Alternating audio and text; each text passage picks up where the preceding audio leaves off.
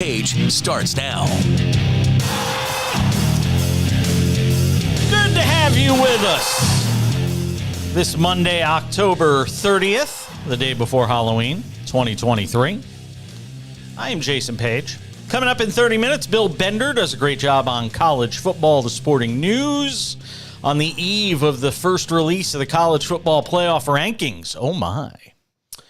Who's going to be the top four? And obviously it's going to change probably plenty between now and the time we get to the college football bowl games, but it'll be interesting to see where the starting point is, because so much of what happens from here does have to do with where we start the conversation as far as the college football playoff is concerned. Because once you're in a certain spot, as long as you keep winning, it's kind of hard to move down in any scenario. So where you start is very important in this conversation. So we'll get to that. Some thoughts on the Major League Baseball World Series. That's coming up in about 45 minutes. Also, something special about the NHL to talk about. Something that makes it unique from the other four major sports, if you want to still have that sort of conversation about whatever the four major sports are. So we'll get into that coming up in a few minutes as well. Injuries in the NFL, we'll get into that as well. But first we say hello to our friend Sam Yarnell is here to hang out with us as he always is on the show. And Sam, the only thing we know about week 8, and I got to say this to start. I'll kind of take the lead here. The unpredictability of the NFL just continues to be on display. Every week we think we know what's going to happen. Now, granted, I was 4-0 in Page versus the Prince this week. The first unbeaten week of Page versus the Prince, may I say. 4-0. Thank you to the Baltimore Ravens for not being able to recover an onside kick. I am 3-1, 3-1, 0-4, and 4-0 in the last 4 weeks of Page versus the Prince. I just want to put that out there. But the unpredictability of the NFL is on display right now. And the one thing I want to stress here as we have this conversation to start the show, everybody, I know that we live in this 24/7, 365 sports media world where everybody's got to have something to talk about. And we're all prisoner to the moment to some degree. I try to think we do it less on this show, especially in my shoes, than other shows do it. But everybody freaking out about the Chiefs losing to the Broncos for the first time in like 8 years, or everybody freaking out about the 49ers and what was wrong with them. And when the Bengals were 0-3, Sam Yarnell and others all had them buried. Now we look at Cincinnati and we're like, oh, they could still win a Super Bowl. I mean, yeah, we're trying to dig our way out of it. I think it's all a reminder here through, at basically the halfway point of the NFL season of the fact that it's simply very difficult to predict what's going to happen in this league, and that it's a long season, 17 games, 5.5 months for these teams, the beating, the grind of it all. There's going to be lapses. There's going to be games where you fall down. There's going to be games where Patrick Mahomes has the flu. Everybody has to take a breath. It is a long, long season. It's a dog-eat-dog league, Jason. Any given team can lose any given week.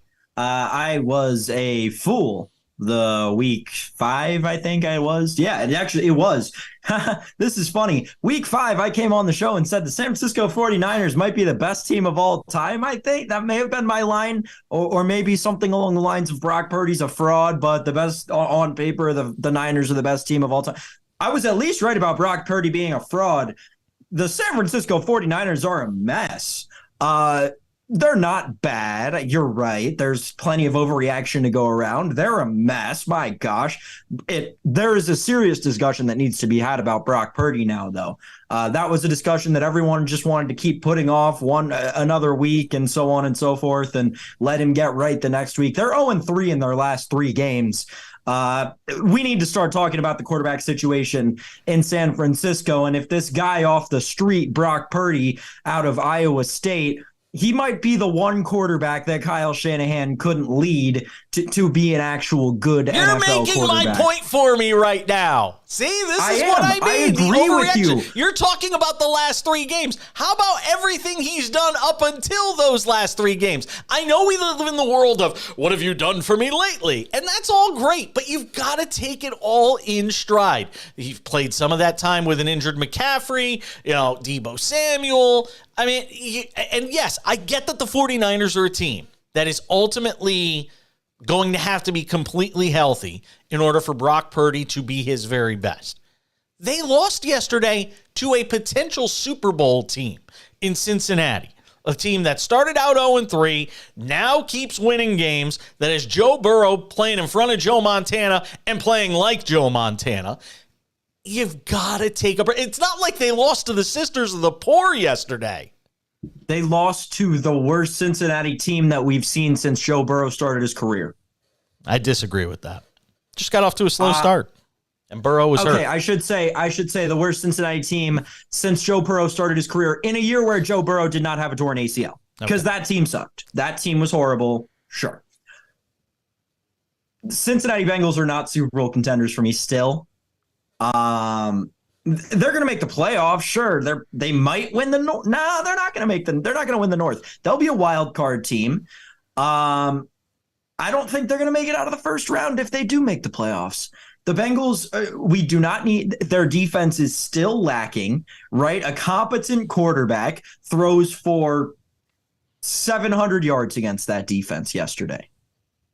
Lou Anarumo has kind of lost his fastball, but also Zach Taylor has exposed himself this year for not being a great coach. With regard to what you were saying about what have you done for me lately, I think it's important in this context because of who Brock Purdy is. He's a quarterback in his second year.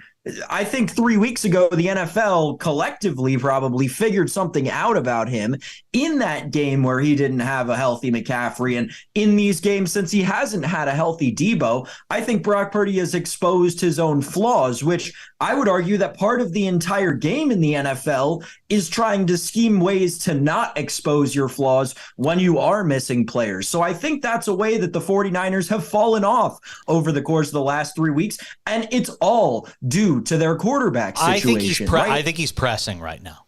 What I see when I watch him right now is I see a guy that's pressing. I see a guy that for the first time in his brief NFL career is under some adversity, and he's trying to make plays that aren't there.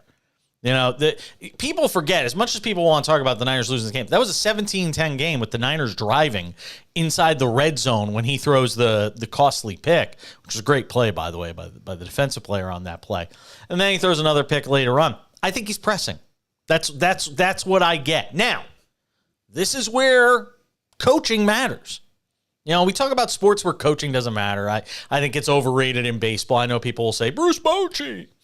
And I think coaching's overrated in some sports. In this spot, in this league, this is a moment where somebody has to be able to sit down with Brock Purdy and bring the temperature down a little bit for him.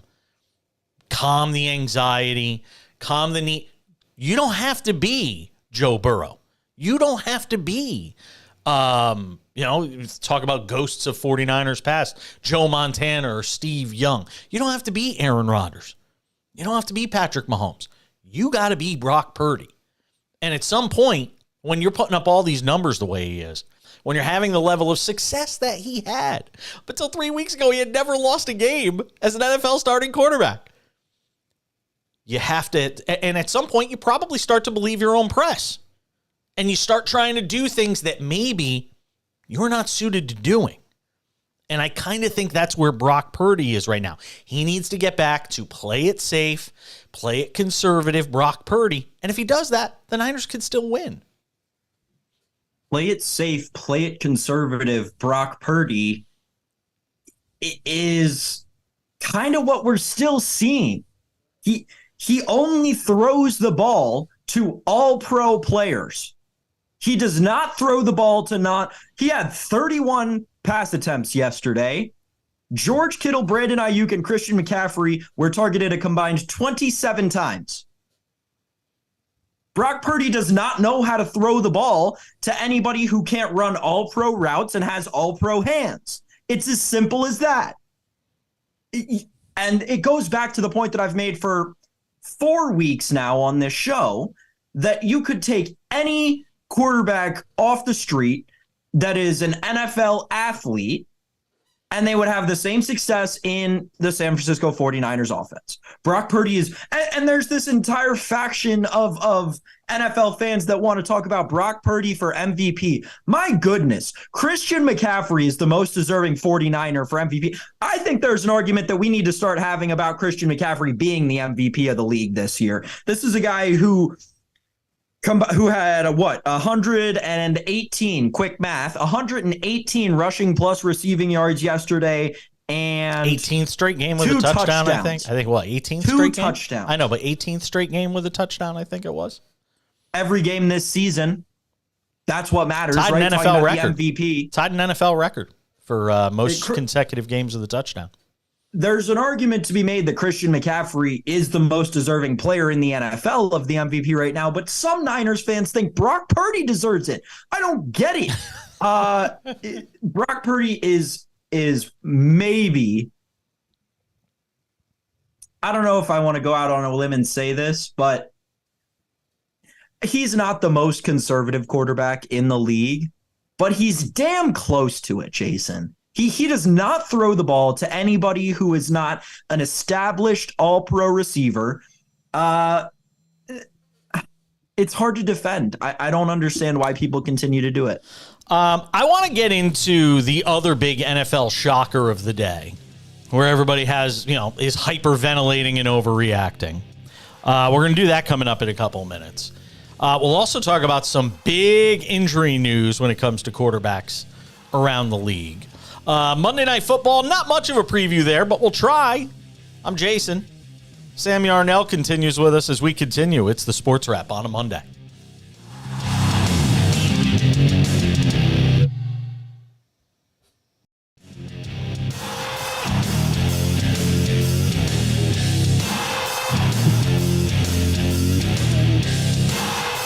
Continuing on this Monday edition of the show, this October 30th, 2023. We talked about the surprise yesterday with the 49ers losing their third straight. I don't know how big of a surprise it was, but I mean, Cincinnati's a good team and starting to play Cincinnati Bengals type football.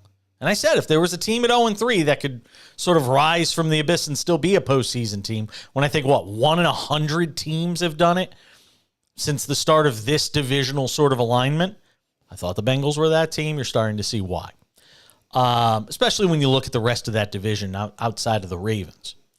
So, the other big shock of yesterday has to be considered what happened in Denver with the Broncos and the Chiefs, unless you're Nick Ferguson, our friend, the former NFL safety, who thinks that it wasn't that big of a surprise. I'm going to have to find out why he thought that was the case. He thinks that Kansas City is coming back to the pack.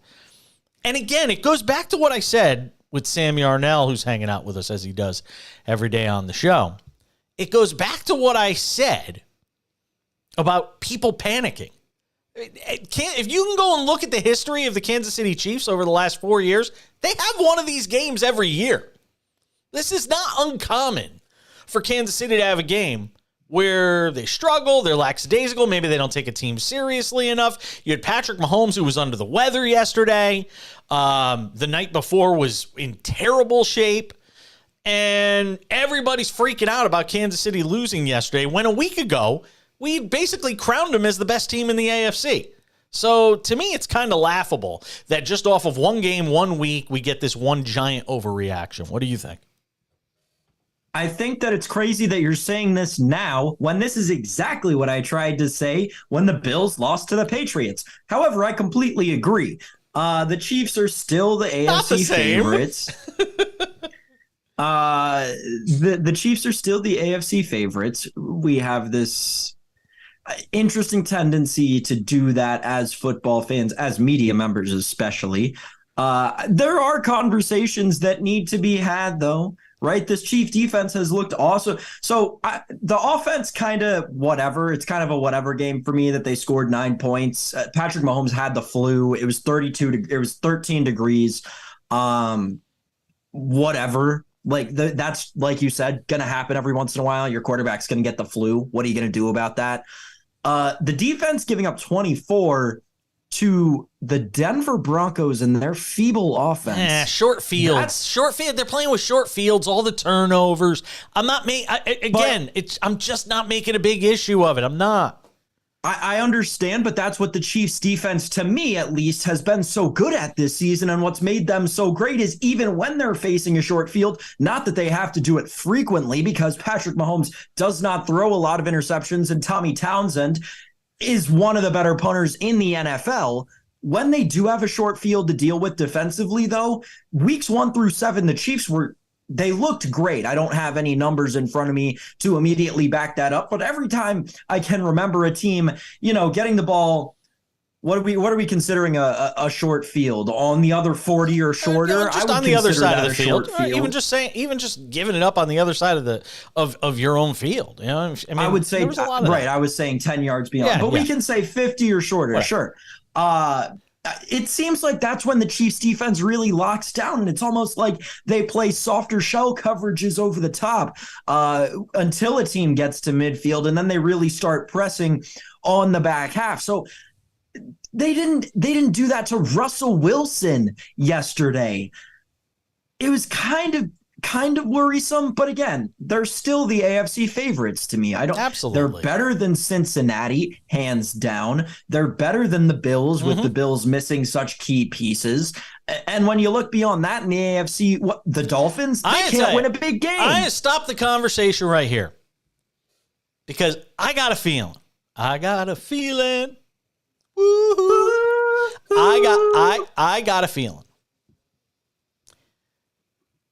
The team right now that I think everybody should be looking at, I don't even think they're playing their best football. There's 2 teams that you could say this about. 2 teams that I don't even think we've seen their best yet. And they both got 2 losses. Jacksonville, Baltimore. You've got a head coach. You got head coaches in both of those teams that know what it takes to win Super Bowls. You've got a quarterback in Lamar Jackson that we all are told is supposed to be that caliber of quarterback. You got a guy in Trevor Lawrence who I don't even think is playing his best football yet, and that team is still 6-2 and a top 5 defense. I mean, that's a top 5, top 6 defense right now in Jacksonville. I love if you are Doug Peterson and Trevor Lawrence and that Jaguars team, you're flying under the radar right now. Nobody's really talking about you. Everybody's hung up on Kansas City and Buffalo and Miami and whoever else you want to throw into the Baltimore. Nobody's talking about the Jacksonville Jaguars. And before you know it, and again, they could wind up with one of the best records in the conference. You could wind up having a road that goes through Jacksonville to potentially get to a Super Bowl. I mean, it's not out of the realm of possibility when you look at the schedule they play, how good that defense is.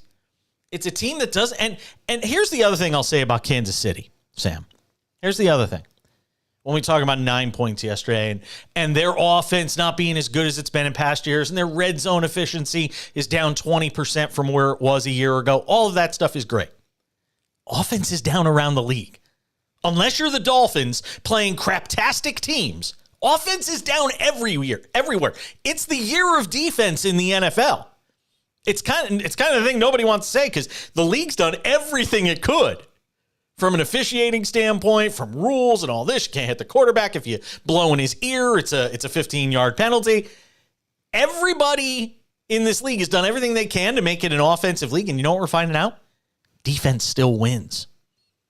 And I'm looking at those teams, Baltimore, Jacksonville, Kansas City, those teams that can lock it down defensively. Those are the teams that you're going to see at the end of this thing. I'm totally with you on Baltimore, 100%. Baltimore is an electric offense. Odell Beckham Jr. has not caught a touchdown in the he's Ravens done nothing. uniform. He's done nothing. People don't realize that.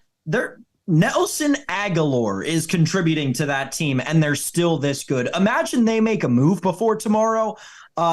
If DeAndre Hopkins ends up in Baltimore, game over. Game over. See you later. I put a future on the Ravens to win the AFC last week live on the show. I still like it. I think the Ravens are live. When you talk about defenses, the Ravens are the best defense in the league when you talk about points per game. They've given up 15.1. Kansas City's number 2, Buffalo's number 3. Jacksonville's a joke. No way. You're crazy. Jacksonville's defense, when you talk about, again, points per game, because points are what win and lose games in the NFL, and I think that's a great metric. Jacksonville's barely top 10. They're number 10 in points per game, 0.2 ahead of Seattle. So, nah.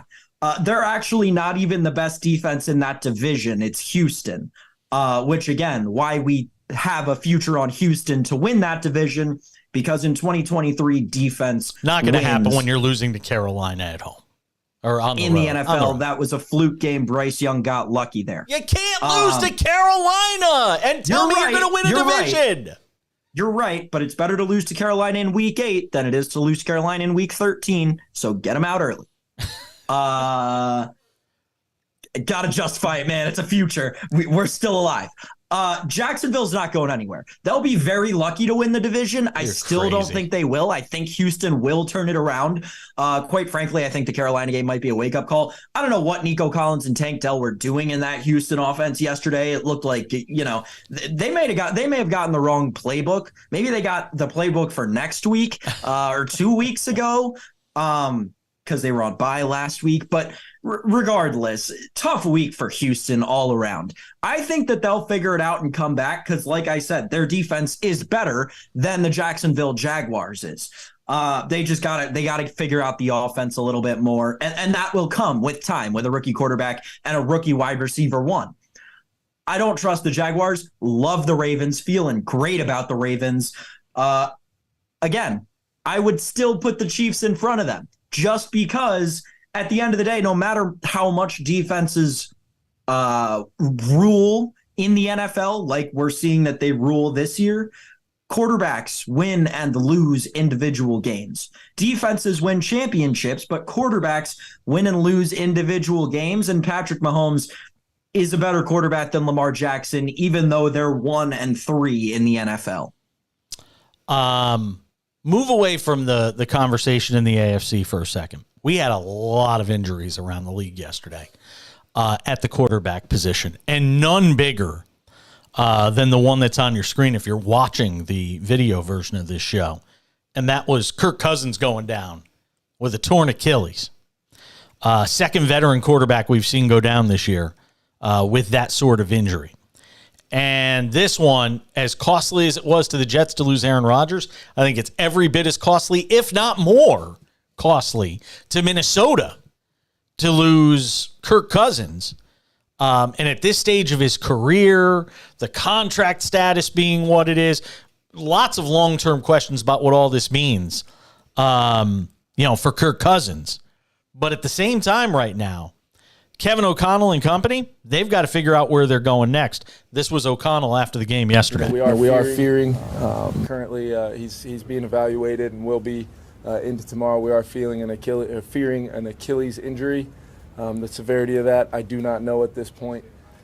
I do know one thing, Kev. I do know it's going to have to be an injury that makes him not capable physically of playing, because if it has anything to do with pain tolerance or a choice to go out on the football field, Kirk Cousins is going to be out on the field. So, like I said, we'll figure out the severity of it, and you guys know what my fear of is right now of the injury, and when we confirm that, as an organization, we'll try to move forward in the short term, knowing that like I said, I'm not sure anybody in this league overall was playing as well, or if not as well as Kirk at the position this year. No, I think in my mind, I think we've got to take a look at potentially all the options, including building the best possible group around Jaron, knowing that we're going to continue to build a complete offense, based upon a lot more than just the quarterback. But I will say, previously on Monday night and today on third down, Kirk was absolutely fantastic, and just hurts to know that he's not more than likely going to be able to continue progressing forward on what has really felt like maybe his best season as a pro. 3 teams come out of the NFC as wild cards, Sam. 3. Can the Vikings be one of them without Kirk Cousins at quarterback? It depends on if they make a move before the end of tomorrow. With Jaron Hall, so you ask without Kirk Cousins. Well, I got Nick Mullins, which is a who's still different there. Question. Yeah. Which is a different question than with Jaron Hall. With Jaron Hall, the Minnesota Vikings are probably not a wild card team. Probably. I would give them like a 15% chance to make the wild card with Jaron Hall. You go out and get Jacoby Brissett. Ryan Tannehill? Ryan Tannehill. Jacoby Brissett, I'd probably give him a 65% chance to be a wild card team. Ryan Tannehill, I'd probably give him a 45% chance to be a wild card team. Kyle Allen. Also out stop. there. Kyle Allen? Come on. You're not going anywhere with Kyle Allen. I like Kyle. Well, the Bills wouldn't trade Kyle Allen, but I like Kyle Allen more than I like Ryan Tannehill in that offense for sure. Because here's exactly why Kyle Allen can move. Ryan Tannehill can't. Nick Mullins has played in that Kevin O'Connell offense. There are a lot of people that believe they could still make a run with Nick Mullins because of his familiarity with that offense. Everybody likes to put a lot of stock in this idea of having played in a system. And if that's the case, if you believe in that sort of thing, not that I do, by the way, talent's going to talent. If you bring in a guy who's talented enough to play, he'll figure out the system. I don't think Nick Mullins is the answer. I don't think anybody's the answer. I don't think the Vikings are making the playoffs, no matter what they do at this point. They are 4-4, and it's taken a lot, and I give them a lot of credit for getting there because we were backing up the moving van and basically passing on this season, shipping it off, sending it out to pasture. I give them a lot of credit for getting to 4-4. But, man, it has to be so demoralizing for that franchise to lose Kirk Cousins the way it did yesterday.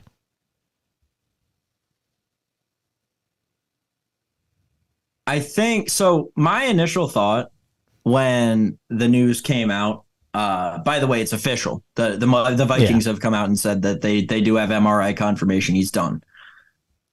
Kirk Cousins somehow, some way, and I've said it before on the show, and I'll say it for the rest of his career, is a Hall of Fame bag getter.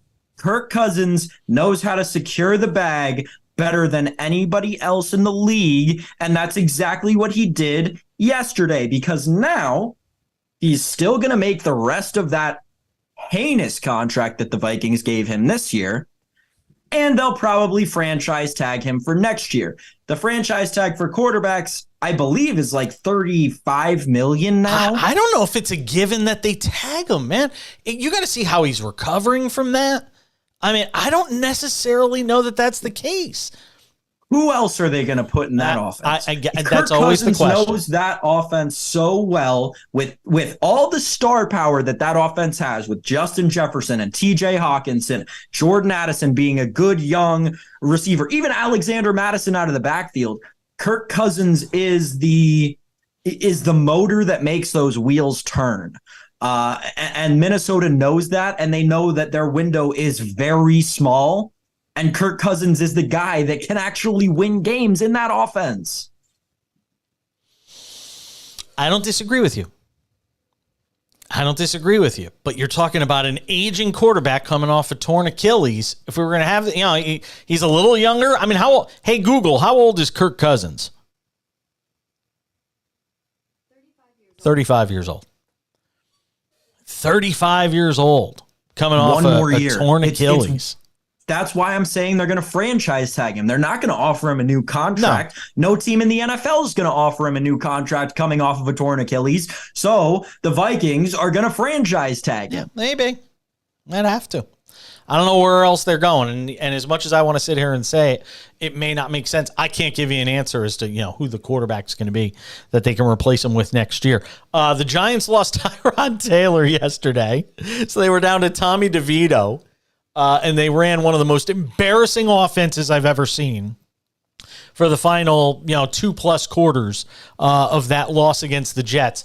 The most unlikely, amazing 4-3 team in the NFL, the New York Jets. They could have been 4-3 with Aaron Rodgers at quarterback when we looked at the schedule before the season started. The Jets at 4-3 is a miracle, but the Giants got issues now at the quarterback position. Taylor's hurt. We already know what's going on with Daniel Jones, the neck injury. We'll see if and when he comes back. Desmond Ridder had a concussion yesterday. He got knocked out of the game. There were a couple of other quarterbacks, too, that got bounced from games yesterday. Man. Halfway through the season, we still got a whole half of the season. We're going to do MVP, Rookie of the Year, Coach of the Year, all that stuff coming up on Thursday's show. Contender Pretender on Tuesday's show. Al Bernstein, Hall of Fame boxing commentator with Showtime Boxing, is going to be on the show tomorrow to talk about the Tommy Fury-Francis Ngannou fight that took place over the weekend and sort of the state of boxing in general, because I think it's in a very precarious position. We'll get into that with our man Al Bernstein on the show tomorrow as well. But coming up, you're going to want to listen to what Bill Bender has to say. As good as it gets on college football. The sporting news. College football playoff. First set of rankings comes out on Tuesday. Who does he think is going to be in the top 4 and beyond? It's next on the Sports Wrap.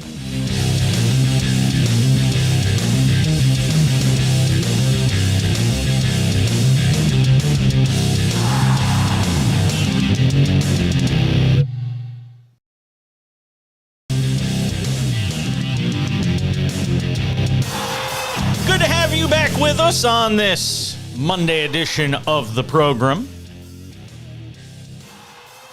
Coming up in about 15 minutes, Major League Baseball, World Series, Game 3. We'll preview it, talk about where we are through the first 2 games of that series. And one of the things that makes the NHL and hockey so unique. We'll get into that as well.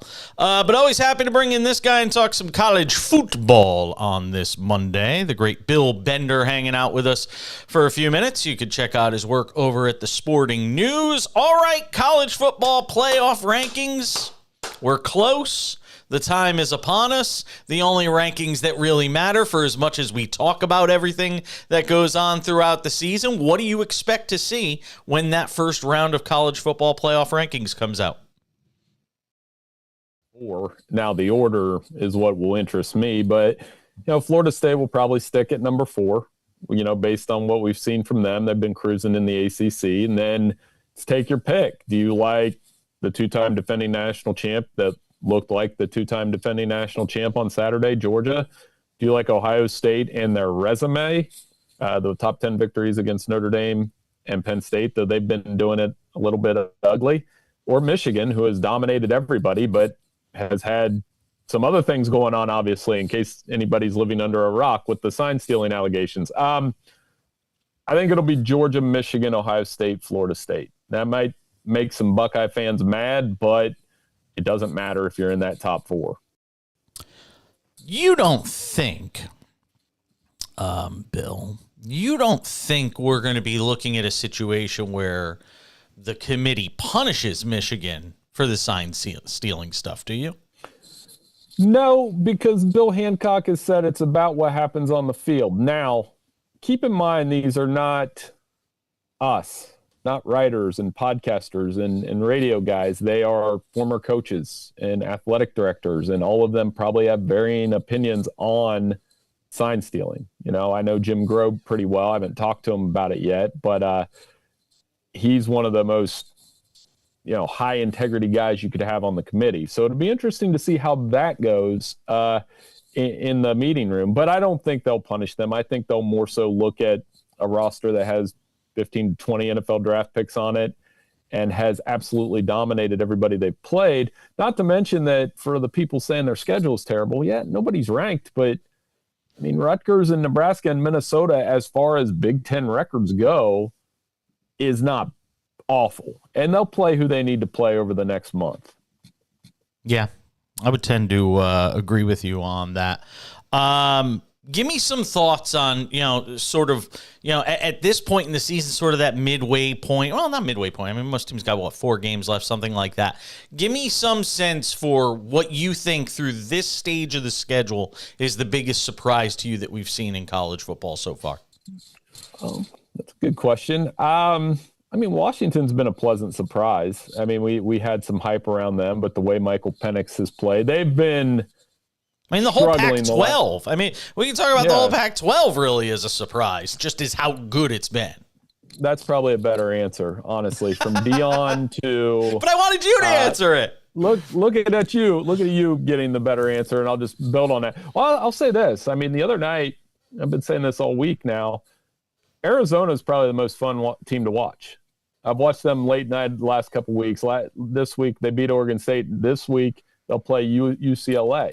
And Noah Fafita has played really well. They are a fun team to watch, and they are a middle-of-the-pack Pac-12 team. So the entertainment value of that conference with the quarterbacks and teams is very high. I think going into this weekend, you're going to see a little bit of some heated games. Like UCLA and Arizona are going their separate ways. Oklahoma State will be hot. And Kansas State, Texas. Those are 3 good examples of realignment's going to change the game, But Jason, those Oklahoma State's going to be as good as it gets this weekend. Talk about Oklahoma, obviously, with the loss to Kansas. I made the point on X, formerly known as Twitter, this weekend. I made the point that, for all this bluster and everything we hear about Colorado, that's 4-4 because they only won 1 game last year and they got a head coach who goes by Coach Prime, that, we talk about Colorado and we get Colorado stuff down our throats. Kansas is about as good a story as there is in college football. This was a terrible team, slightly, what were they, 6-7 last year or 5-6 last year, whatever it was. They were not a very good team. They go out and beat Oklahoma. Nobody's talked about Kansas because it doesn't have all the glamour and glitz around it that Coach Prime in Colorado has. So give a little love to Kansas. Yeah, Lance Leopold's done a great job. And for them to score that victory with Jason being a backup quarterback who I would compare to like the most ultralight version of Brett Favre you can find on the field, because one pass – an absolute dime, the next pass, triple coverage. He's a fun watch. Guys like that, I don't worry about their pro prospects. They run the ball well with Devin Neal. They had 225 yards on the ground, and I think it speaks to Big 12's in trouble as far as the playoff goes because, like I said, Oklahoma plays the Oklahoma State team as a running back averaging 200 yards the last 4 weeks. Ollie Gordon.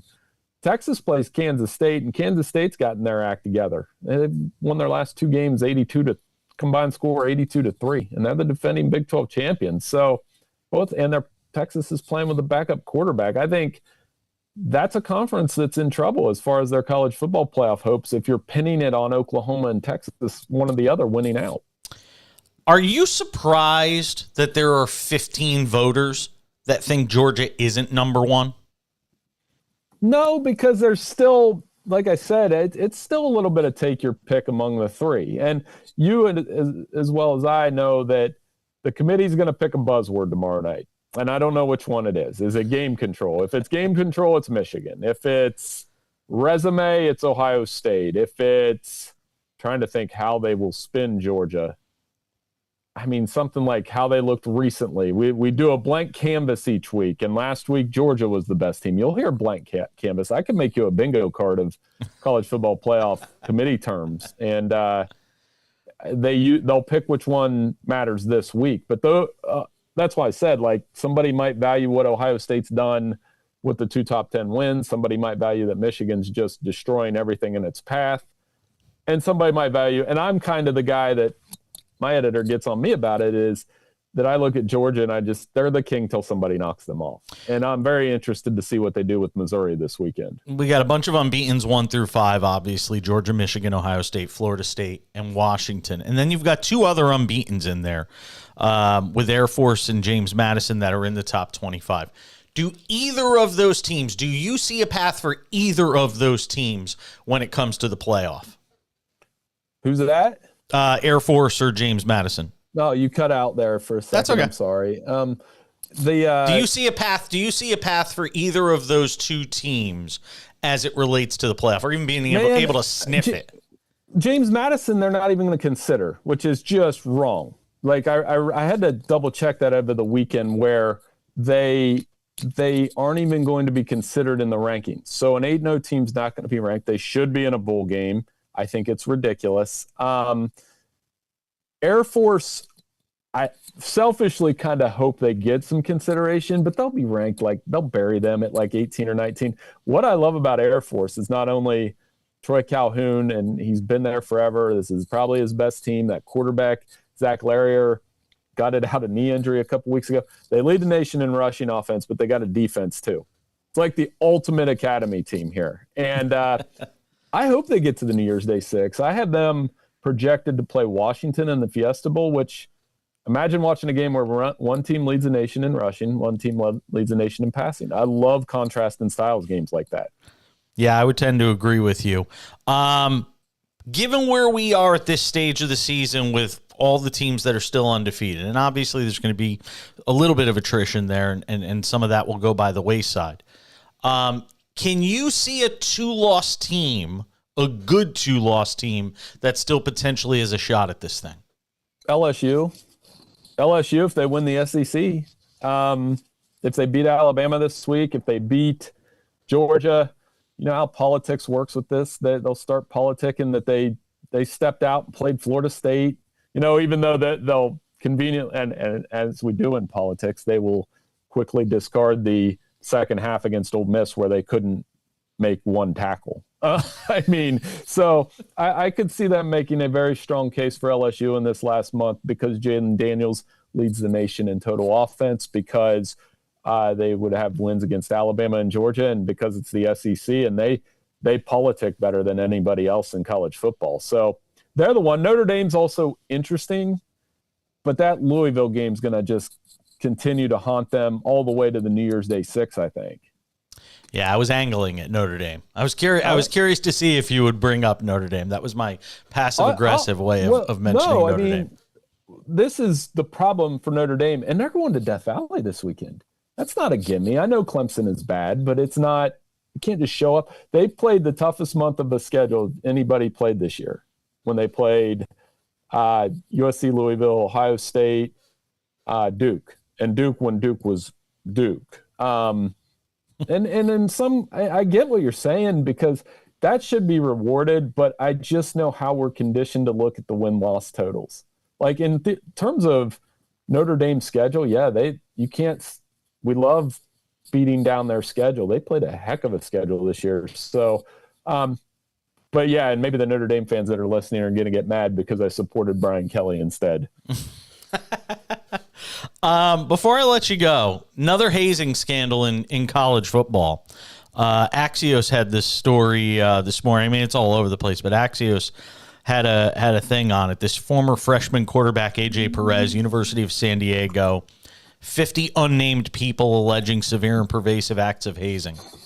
As somebody who's been around the sport plenty, as somebody who's even, as we've talked about off there, you played the game in high school.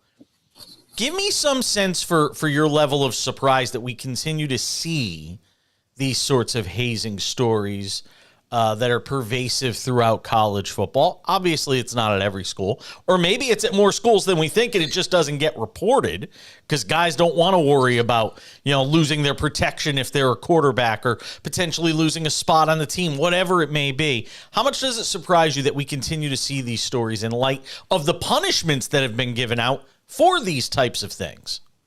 Yeah, we were talking about off the air about my experiences in high school, and being in a locker room and being a freshman when there were seniors was terrifying at first. But, we had one of those programs where hazing didn't really happen, and you get made fun of a little bit, but as long as you stood up for yourself, it was fine. And there was nothing even close to what's going on at some of these college campuses, which when you talk to former players, and I did over the summer after Northwestern, they were just shaking their heads like, no. And I really believe at the winning cultures, and you hear that all the time from coaches, culture. If I had a counter at preseason media days, every coach says it.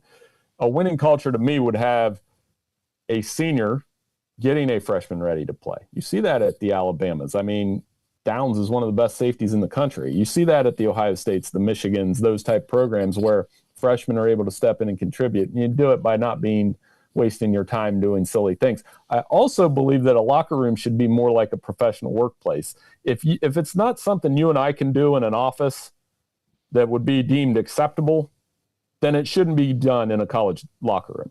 And I don't want to hear boys will be boys. I mean, Northwestern is proof enough that, I mean, come on, man. It's 2023. This isn't the 1970s. Behave accordingly in a locker room. Bill Bender does a great job, college football. The Sporting News, check out his work there. I'm sure he'll have plenty to write about after we see our first college football playoff rankings. Always appreciate it, my friend. Be well. Hey, no problem, Jason. I'll talk to you soon. Bill Bender joining us on the show. Stick around. I got more to talk about, including something on Major League Baseball. You know, that whole World Series thing. We'll get into that. Also, one of the things that makes hockey truly special and unique. We'll get to that as well as we continue on this Monday edition of the Sports Wrap.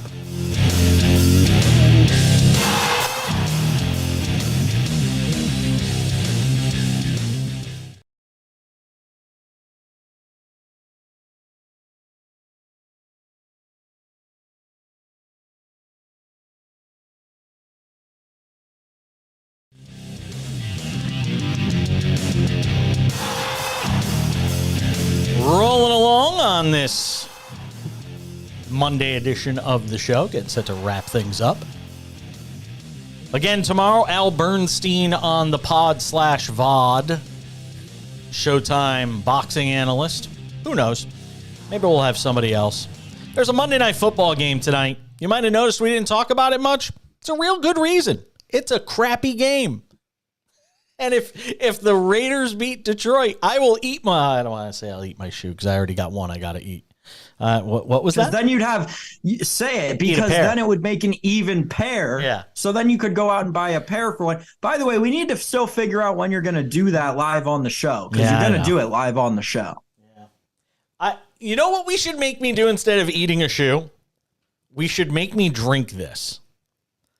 We should make me drink this Coca-Cola Y3000, which is supposed to be the worst thing that Coke has ever put out. Like, if it's on a shelf right now, get it and save it, because it's going to be a commemorative bottle, because this thing is like supposedly the worst thing ever. And I have not tried it yet. I have 2 bottles. I have one to drink and one to save. Sorry, Coke, if you want to come on as a sponsor. So my thoughts on that. You are absolutely hilarious if you think that you're going to get out of eating a shoe. You want me to die? With drinking a soda. That's supposed to be the worst soda ever, though. Like, worse than New Coke.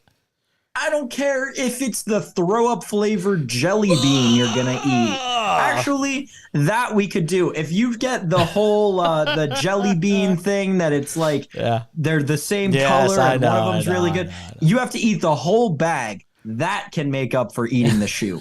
Eating the whole bag, all of the bad flavors and all the good ones too, but all of the bad flavors, then that'll make up for eating the shoe. But drinking that, you can drink that soda if the Raiders beat the Lions tonight. How about that? Okay. Raiders aren't beating the Lions. No. Do we know how good Detroit has been at home, and Jared Goff has been really good at home? World Series, Game 3 tonight. Who you got in Phoenix? It's a toss-up. It's going 7. Brandon Pfaadt? It's going 7. That's what we said before the series, and hey, I mean, it looks like it through the first 2. If we get the Brandon Pfaadt of the beginning of the season, forget about it. It's Rangers all day. If we get the Brandon Pfaadt of his second start against the Phillies, give me the Diamondbacks and put 3.5 mortgages on it. I mean, we've got Max Scherzer doing a rehab assignment in the postseason. It's the dumbest, I'm going to continue to say it. It's the dumbest thing I've ever seen. Forget about what Brandon Pfaadt we get, because I think we know what Brandon Pfaadt we're getting at this point. We don't have any idea what Max Scherzer we're getting. And if Max Scherzer is the Max Scherzer we've seen through the first 2 appearances of this postseason, they're not winning anything tonight. It's funny. You know, the last time Max Scherzer started a World Series game? It was 4 years ago today in Houston. And it ended like that. I'm never going to bet against Max Scherzer in the World Series. If this game is lost by the Rangers, I think it'll be their bullpen that ends up doing them in, because they're still favored to win the series, by the way. -142, Diamondbacks +118. If not for a Corey Seager miracle 2-run home run in the 9th inning the other night, this is a 2-0 series going back to Phoenix. The Diamondbacks have seriously outplayed the Rangers through the first 2 games, if you look at it.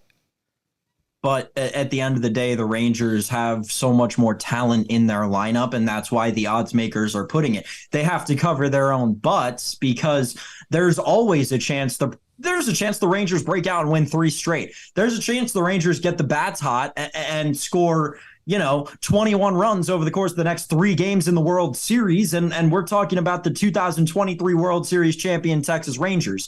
That's why those odds are listed that way. And it's why I'm still not going to touch a live winner of this series. I liked the Snakes in 7 at +590 before the series started, but I'm not going to touch this series live at all. And the reason is because part of the greatness about this series, us as purists in baseball, as baseball lovers and diehards, we understand that's the great thing about this series, is it's no one knows what's going to happen next, right? Like a fan, all of the fans, not one fan, all of the fans could collectively storm the field, and it wouldn't be the worst thing or the weirdest thing that's happened in the postseason so far this year. I'm not touching this series live, not touching this game on the money line. Might go over 9.5, though. It seems like we get runs in this series, so I think over 9.5 is probably the play. Diamondbacks -104 tonight. The Rangers are -112 with Max Scherzer on the mound. Vegas still showing a little faith in him. Odds and ends to wrap it up. We had a big commitment in college basketball, didn't we, Sam? Yeah. Under 45.5 tonight in Raiders Lions. What about the college basketball recruit? That's what I was asking you about. Cooper Flag, whatever. He's going to Duke. No one cares. Maine, he's played against nobody in high school. Maine is a mid-state. Been there a bunch. It's super mid. Cooper Flag's going to be a mid-basketball player. See ya.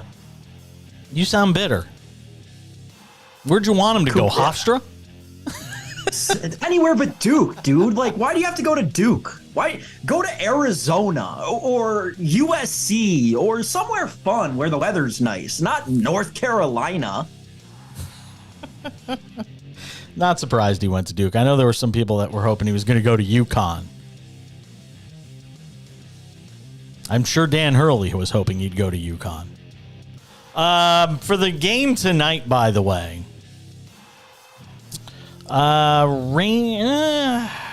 you see you're pointing down, which means you're pointing for the under.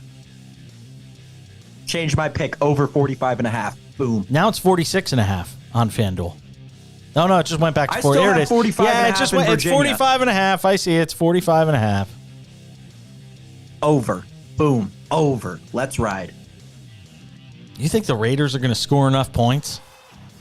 I don't know. I don't know anything 35-13. about the NFL and betting. Clearly, I've shown that over the last however many weeks on the show. How'd you do this week? I'm going against my initial instinct, What'd and you we're do going this week? over 45. What'd you go, 1-4 this week?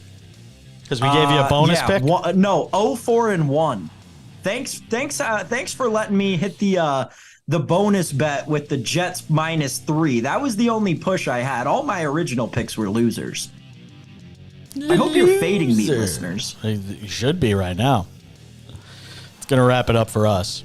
I'm Jason Page. That's Sam Yarnell. Thank you very much to Bill Bender for hanging out with us as well. Back here for the Sports Wrap on Tuesday.